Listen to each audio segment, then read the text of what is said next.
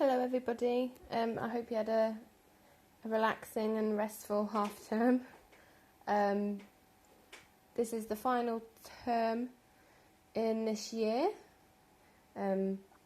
which means that we've got a new topic, and our topic this term is basically based on this author Anthony Browne.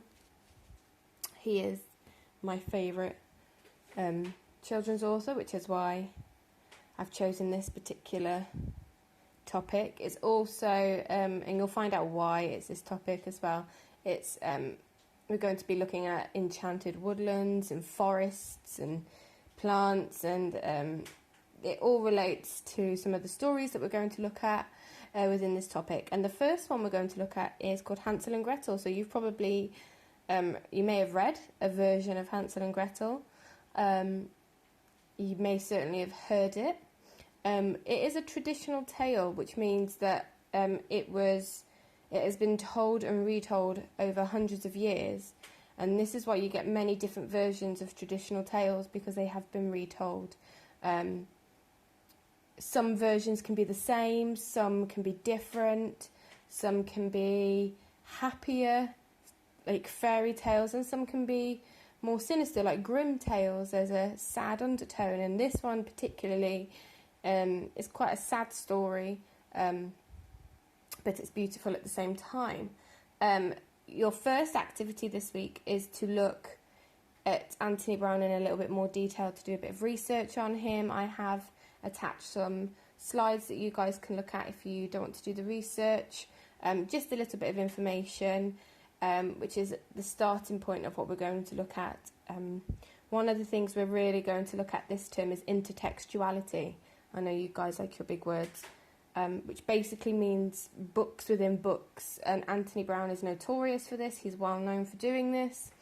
You will see in his illustrations, in the pictures he uses, he references other books that you may know, and he hides other pictures within his pictures. Just by looking at this front cover already, you can see faces in the trees, a foot in the tree, some more faces, what looks like birds down here. So he hides lots of different references in his illustrations, which I just think is fantastic and so intriguing. So as we are reading this book, that's what I would like you to do, is really pay attention to looking at the pictures in more detail, which is why I've uploaded a spot the difference activity for you to do, because that will help you get ready to really look deeply into these illustrations. Okay, so I don't need to talk about activity 1 anymore because I've explained the instructions. So moving on to activity 2, which is based around this book. Anthony Browne loved traditional fairy tales. He also loved grim tales. A lot of traditional tales are spin-offs of grim tales. And he heavily references these in his text. He's very inspired by fairy tales, and you will see as we go on that you may notice maybe Little Red Riding Hood lurking in the forest in the background, even though the story isn't about Little Red Riding Hood. That's the intertextuality that he uses. For the first activity, I want you to look at this front cover and another front cover of a different Hansel and Gretel story, and I want you to tell me what you think is the same about the front covers, what is different, and if you think the story will be exactly the same or will it be different. And that's the first activity.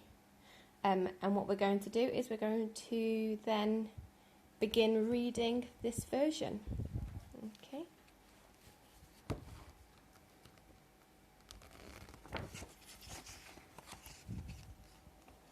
At the edge of a large forest lived a poor woodcutter with his 2 children and their stepmother.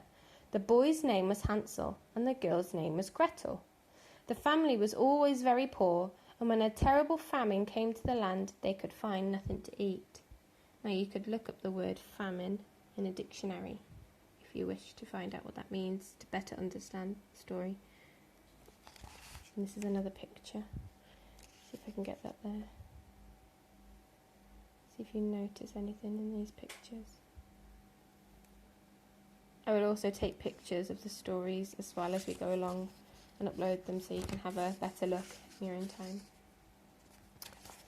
The woodcutter lay fretting in bed at night, tossing and turning.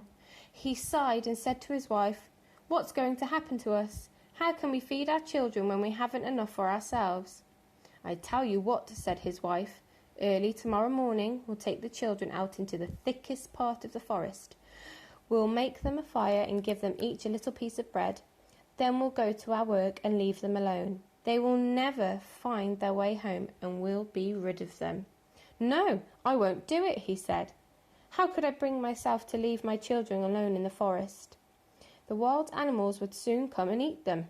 "You fool," said the wife. "Then we must all four die of hunger. You may as well cut the planks for our coffins." She gave him no peace until he consented. "But I'm grieved for the poor children," he said. Hunger had kept the children awake too, and they heard what their stepmother said to their father. Gretel cried bitterly and said to Hansel, "It's all over for us now." "Quiet, Hansel. Quiet, Gretel," whispered Hansel. "Don't be upset. I'll find a way to save us."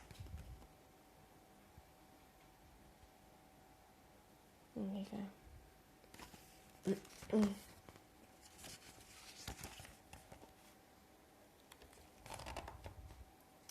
After their parents had gone to sleep, Hansel got up, put on his dressing gown and crept out of the front door.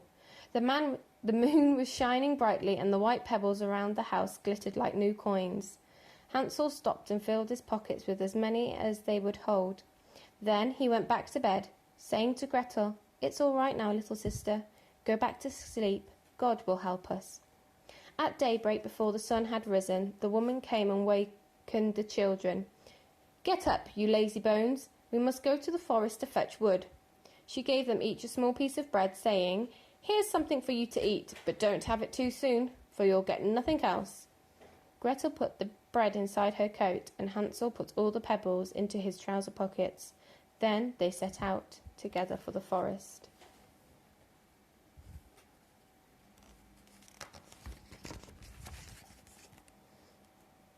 When they had gone a little way, Hansel stood still and looked back at the house. He did this again and again. "Hansel, why are you lagging behind?" asked his father. Watch what you're doing and keep up with us." "I'm looking at my white cat," said Hansel. "It's on the roof, saying goodbye to me." "You silly boy," said the wife. "That's not the cat. It's the morning sun shining on the chimney." But Hansel was not really looking at a cat, for each time he stopped he had dropped a white pebble onto the path.